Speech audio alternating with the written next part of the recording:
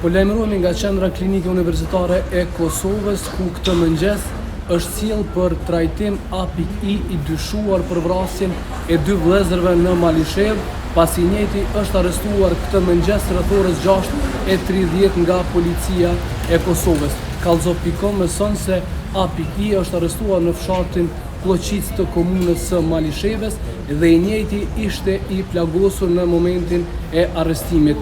Ai ka pranuar fillimisht trajtim mjekësor në Malishev, ndërkohë më pas është sjellë në qendrën klinike universitare të Kosovës. Drejtori i emergjencës Naser Syla ka konfirmuar për Kallzo.com se API është duke u trajtuar aktualisht dhe i njëjti ka plag nga arma e zjarrit.